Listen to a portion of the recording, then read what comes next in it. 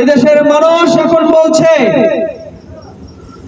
আমরা আল্লাহর শুকরিয়া আদায় করছি, আমরা হয়তো ভুল করতাম, যে দলকে আমরা সরকারে দেখতে চেয়েছিলাম সেই দলের যে অপকর্ম, এই দলকে যদি আমরা ভোট দিয়ে সরকারে নিয়ে যাই, এই দল তার অপকর্মের লাইসেন্স পেয়ে যাবে। বরং তারা 1 বছরে যত অপকর্ম করেছে এই অপকর্মের মাত্রা আরো বেড়ে যাবে। অতএব এইরকম কোন ফ্যাসিস্টকে আমরা আর ভোট দিব না।